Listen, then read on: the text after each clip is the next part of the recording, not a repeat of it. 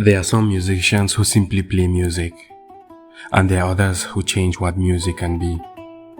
In West Africa, music is not just sound, it is memory and its history. It is a way of passing knowledge from one generation to the next. And long before books were common, stories were carried in voices and instruments. And at the center of this tradition stands Toumani Diabaté, a man who took something ancient and gave it a new life. He is the master of Kora, a 21-string instrument that has been played for hundreds of years. But what makes him different is not just how well he plays, it is how he hears the instrument and how he reimagines it. Through his hands, the Kora no longer sounds like a single instrument. It feels bigger, wider, and almost like a full musical world on its own. This is a story of how one man carried a powerful tradition and transformed it into something global, modern, and cinematic.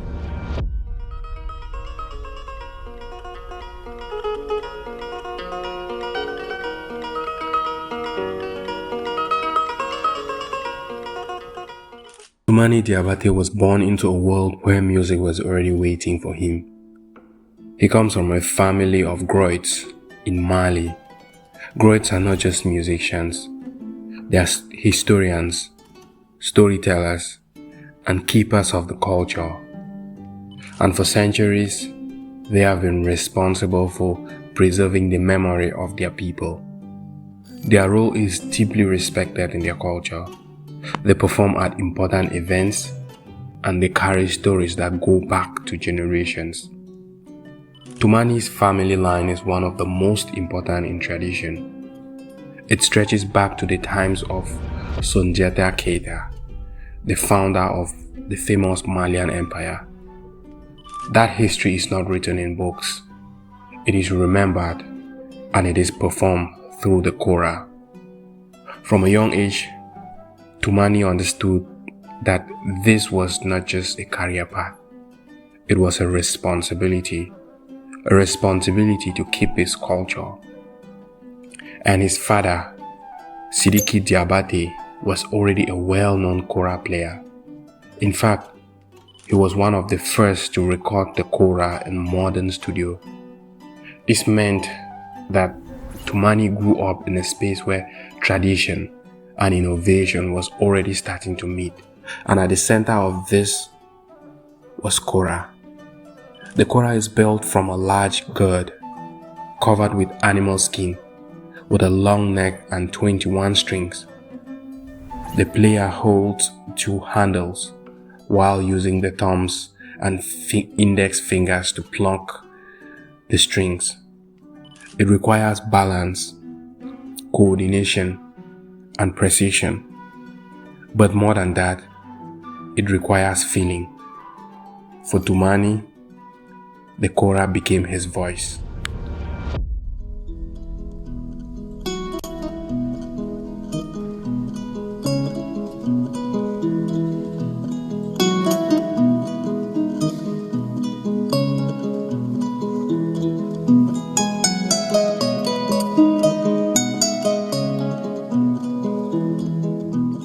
As Toumani Diabaté grew older, he began to move beyond simply repeating what he had learned. He started asking much bigger questions. What else could the Kora do? How far could it sound and go? Traditionally, the Kora was used to support singers. It stayed in the background, providing rhythm and harmony. But Toumani wanted to bring it forward. He began to experiment with how he used his hands. His left hand focused on deep, steady bass lines. These notes created a strong foundation. His right hand played melodies that were light, fast, and very expressive. These melodies moved freely, telling their own stories. At the same time, he added small variations and improvisations between both hands. These filled the gaps and made the music feel alive and unpredictable. This approach changed everything. Instead of sounding like one instrument, the Kora began to sound like several at once. You could hear rhythm, melody, and harmony happening all together in the same instrument. For listeners, most of them often describe it as hearing a full band or even an orchestra just listening to the Kora. But it was just Toumani. This was the moment where he truly began to stand out. He was no longer just preserving tradition, he was expanding it in a way that still respected its roots.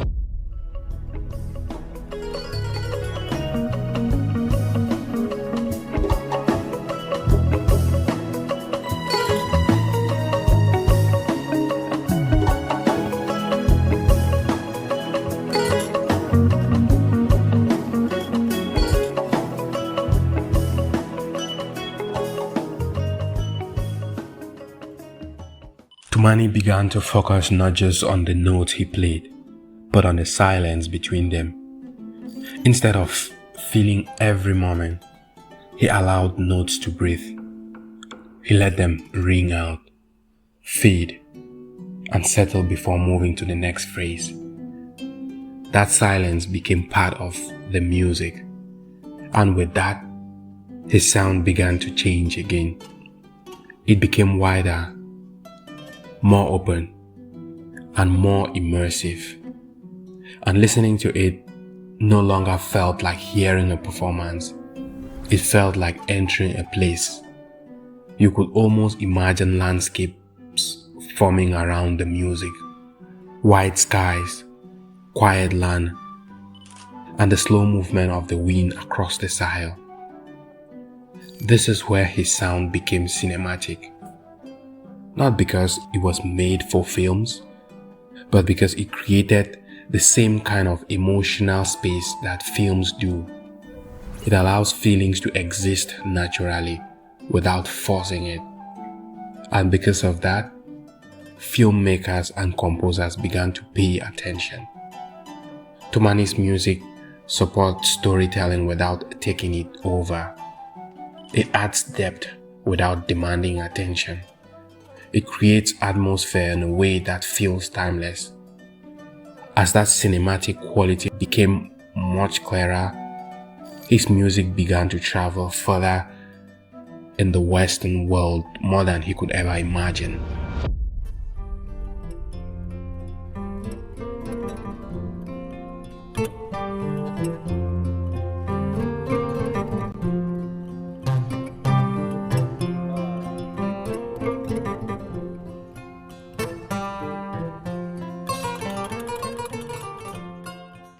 As Toumani's sound reached new audiences, opportunities to collaborate began to grow. He worked with artists from different parts of the world, including musicians like Jerk and assemblers such as the London Symphony Orchestra. For many artists, stepping into the global music means adapting or changing their identity. But Toumani took a different approach. He did not try to reshape the Kora to fit other styles. Instead, he brought the Kora exactly as it is into those spaces, and something powerful happened. It fit in naturally, like any other musical instrument. In jazz, his improvisations connected easily. In blues, the emotional depth translated without effort. And in orchestral settings, the Kora added a completely new sound. And through these collaborations, he showed that the Kora is not limited to one culture or one style of music. It was universal. And by staying true to its roots, he expanded its reach across the world. That global journey did not take him away from tradition. Instead, it strengthened his role within it, and it set the stage for what his influence will become around the world in music.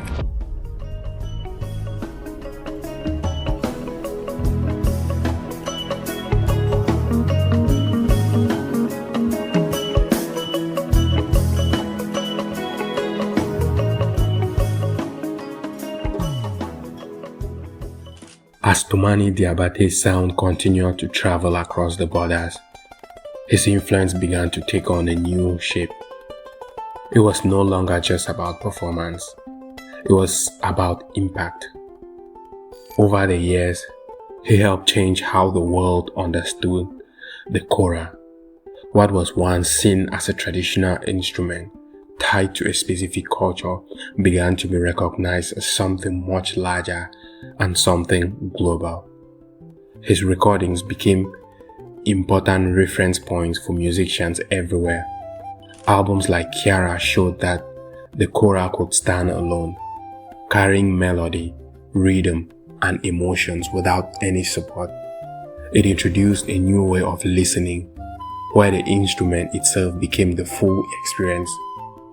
Later works, including New Ancient Strings, expanded the idea even further.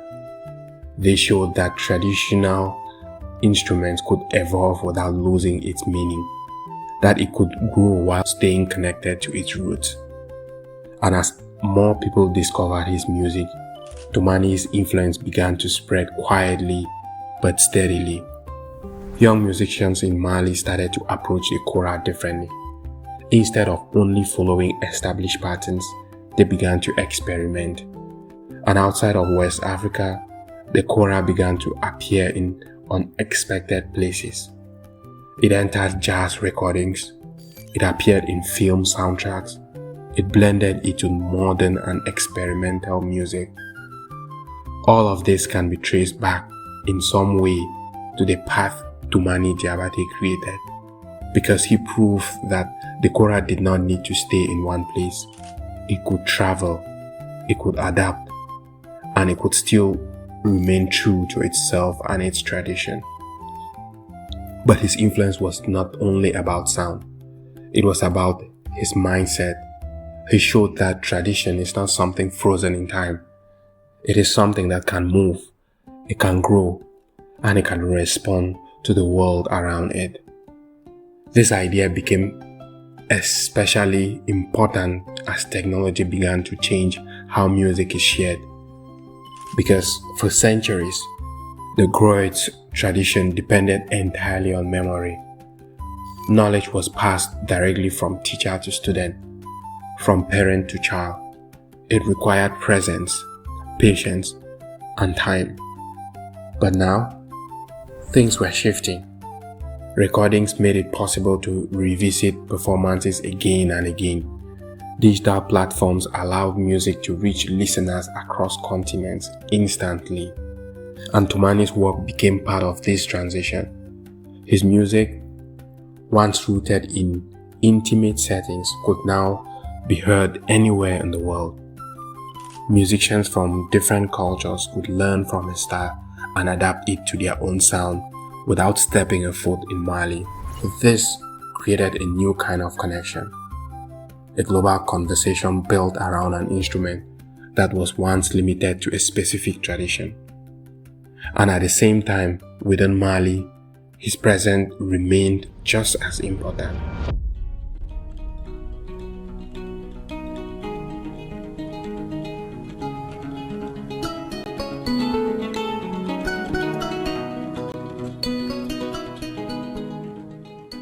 Toumani Diabaté continued to support younger musicians, guiding them not only in techniques, but in understanding the deeper meaning behind the music.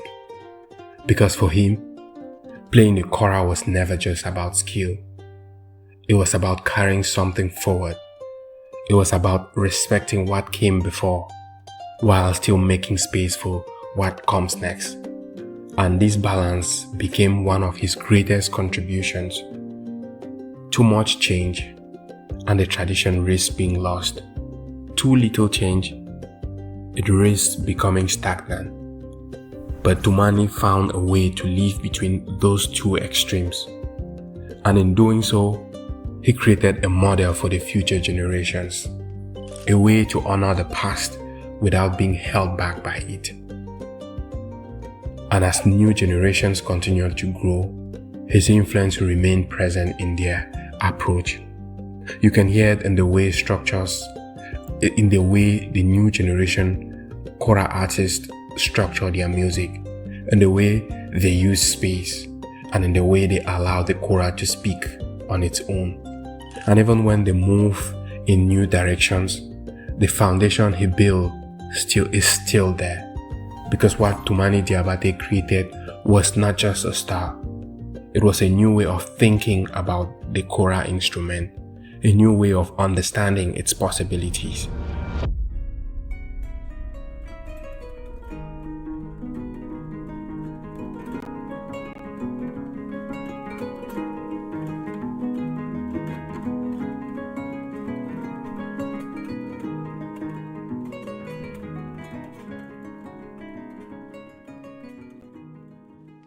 As the story of Toumani Diabaté reaches its final chapter, one thing becomes clear.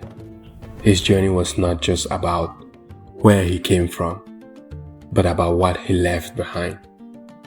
Over the decades, his work transformed the Kora from a traditional instrument into a global voice in music. One of his earliest breakthroughs came with his debut solo album titled Kaira. At a time when the Kora was rarely heard on its own, this project showed that the instrument could carry a full musical experience without support. It was a quiet but powerful shift that changed how people listened to the Kora. He continued to build on the foundation with projects like New Ancient Strings, created with Balake Sissoko. This work honored tradition while opening new spaces for creativity and expression. Then came a defining moment in his international career, his collaboration with Ali Farka Touré on the album titled Ali and Toumani. The project received global recognition and won a Grammy Award, bringing worldwide attention to Malian music and to the Kora itself. It marked a moment where tradition and global recognition met on the same stage. Through the symmetric orchestra and many other performances, he expanded the sound of West African music, blending traditional elements with modern arrangements while keeping its identity intact. And over the years, he performed across the world, introduced new audiences to the Kora, and helped redefine how the instrument is understood in global music. But beyond the awards and recognition, his greatest achievement was something deeper. He created a bridge between generations, between cultures, and between the past and the future. And then, in 2024, the music world lost one of its greatest voices. Toumani Diabaté passed away, leaving behind not silence, but resonance. His passing marked the end of a remarkable life, but not the end of his influence. Because what he built continues to live on. His recordings, in his musicians he has inspired, and the students and the artists who continue to learn his work. Today, a new generation of Kora players carries his influence forward. They study his techniques, explore his ideas, and build on the foundation he created. And at the same time, technology has made it possible for his music to reach even further. What was once passed down only through memory is now preserved, shared, and experienced across the world. And in this way, Toumani Diabaté remains present, not in person because he's not alive, but in sound, and in every note played on the Kora that carries his influence, in every performance that echoes his style, in every moment where tradition meets innovation. His legacy is not something fixed in the past, it is something that continues to move.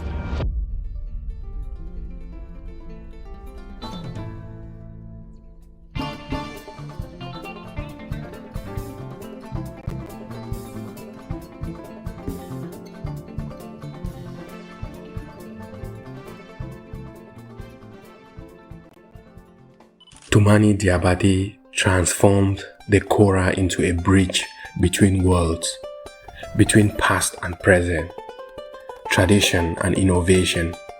His music reached beyond borders, inspiring musicians, listeners, and storytellers to hear the instrument in ways they never heard before.